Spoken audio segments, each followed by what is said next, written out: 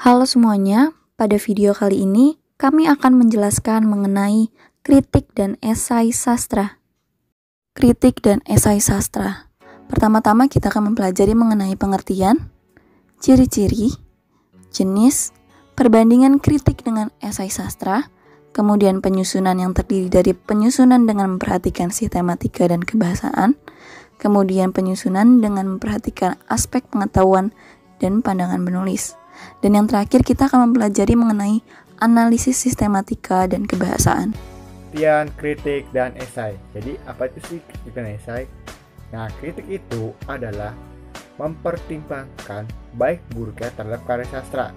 Jadi melalui kritik sastra ini, penulis itu dapat mengkritik cerpen, novel, roman, drama, atau puisi.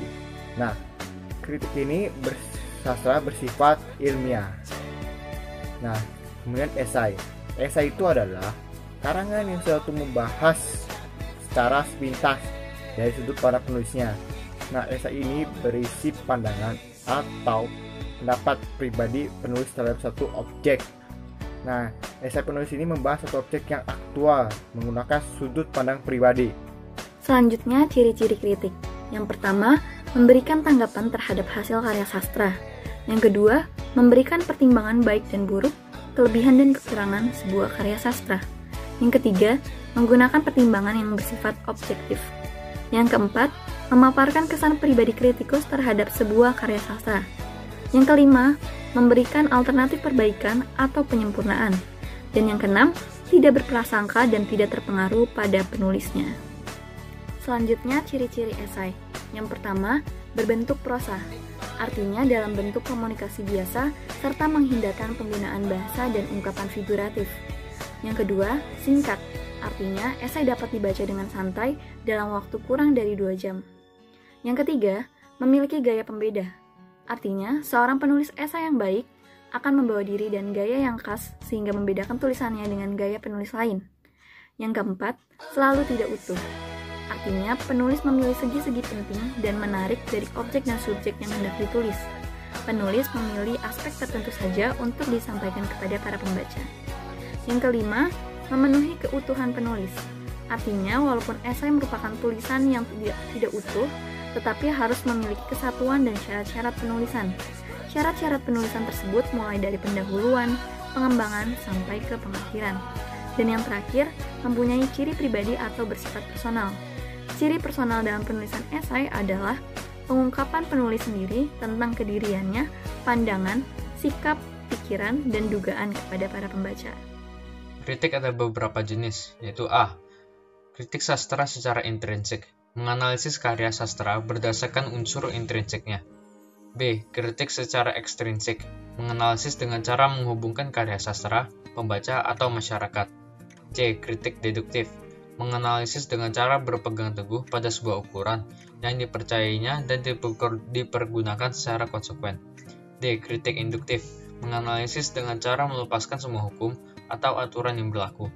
E. Kritik impresionik, menganalisis hasil karya berdasarkan kesan pribadi secara subjektif. F. Kritik penghakiman, menganalisis dengan berpegang teguh pada ukuran atau aturan tertentu. G. Kritik teknis, kritik yang dilakukan untuk tujuan tertentu saja. Esai memiliki beberapa jenis, yaitu esai deskriptif, yaitu esai yang melukiskan subjek atau objek yang dapat menarik perhatian pengarang. Esai tajuk, esai yang menggambarkan pandangan dan sikap surat kabar atau majalah tersebut terhadap satu topik dan isu dalam masyarakat. Esai cukilan waktu, yaitu esai yang memperbolehkan seorang penulis membeberkan beberapa segi kehidupan individual seorang tokoh kepada para pembaca. Esai pribadi, yaitu esai pribadi merupakan penulisan tentang diri pribadi si penulis. Esai reflektif, esai yang ditulis secara formal dengan bahasa yang serius. Esai kritik, esai kritik adalah tulisan tentang pemusatan diri penulis terhadap seni, misalnya lukisan, tarian, pahat, patung, teater, atau kesastraan. Lalu yang berikutnya ada perbandingan kritik dengan esai sastra. Yang pertama itu mengidentifikasi unsur pendukung kritik dengan esai sastra. Kalau teks kritik ini Tujuannya untuk memberikan penilaian kelebihan dan kekurangan terhadap suatu karya secara objektif. Jadi kritikus itu menilainya sesuai dengan keadaan yang sebenarnya tanpa dipengaruhi oleh pandangan atau pendapat pribadinya. Lalu ada unsur pendukung yang wajib ada dalam teks kritik, yaitu ada sinopsis karya, lalu ada alasan yang logis, dan yang terakhir ada teori-teori yang mendukung. Sedangkan teks esai itu membahas masalah secara sepintas dari sudut pandang si penulisnya. Jadi dapat dikatakan bahwa teks esai ini pembahasannya secara subjektif. Lalu ada unsur pendukung yang wajib ada dalam teks esai, itu ada fakta atau kejadian yang nyata yang dikritik. Yang kedua, membandingkan kritik dengan esai berdasarkan pengetahuan dan sudut pandang penulisnya. Berdasarkan pengetahuan, yang pertama itu, kalau kritik, objek kajiannya berupa karya seperti seni musik, seni tari, lukisan, drama, novel, cerpen, dan lain sebagainya. Sedangkan kalau teks esai itu objek kajiannya dapat berupa karya atau fenomena alam. Yang kedua, kalau teks kritik itu terdapat deskripsi karyanya. Contohnya seperti karya yang wujudnya buku itu deskripsinya dapat berupa sinopsis. Sedangkan kalau teks esai itu tidak terdapat deskripsi ringkasan atau sinopsis karya. Lalu yang ketiga, kalau di teks kritik itu terdapat data yang sifatnya itu objektif. Tetapi kalau di teks esai itu tidak selalu membutuhkan data. Yang berikutnya itu berdasarkan sudut pandang penulis. Yang pertama itu kalau di teks kritik itu jadi penilaiannya itu dilakukan secara objektif dan harus disertai dengan data-data dan alasan yang data-data yang mendukung serta alasan yang logis. Lalu kalau teks esai itu penilaiannya itu dilakukan secara subjektif dan berdasarkan pandangan si penulisnya saja. Yang kedua itu kalau teks kritik itu menggunakan kajian teori yang sudah mapan. Lalu kalau sedangkan teks esai itu jarang bahkan hampir tidak pernah menggunakan kajian teori. Lalu yang ketiga, kalau teks kritik itu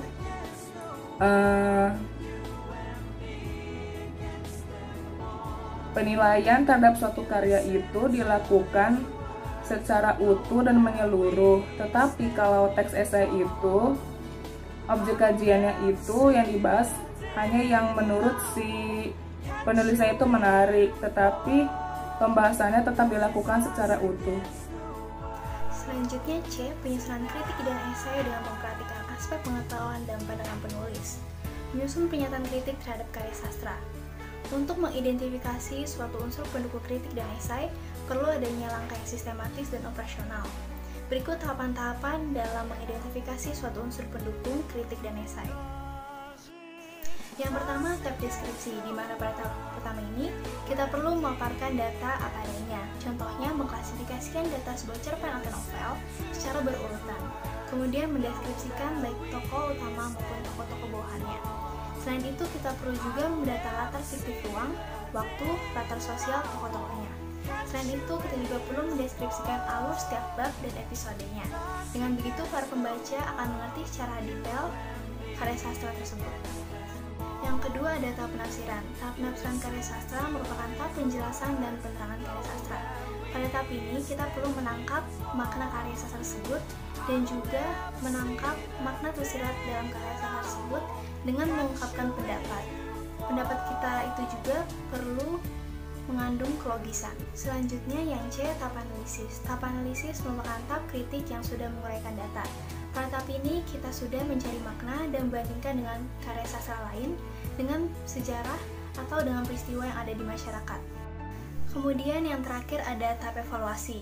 Tahap evaluasi merupakan tahap terakhir dalam kritik karya sastra. Pada tahap ini kita dapat memberikan pujian seperti baik, menarik pada karya sastra tersebut.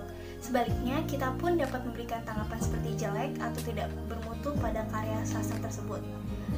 Karya sastra tersebut juga akan mencapai suatu kesempurnaan ketika diadakan suatu evaluasi maupun penilaian. Menyusun pernyataan esai terhadap suatu objek atau permasalahan. Esai merupakan karya tulis yang berbeda dengan kritik. Kritik menampilkan kelebihan dan kelemahan karya tulis.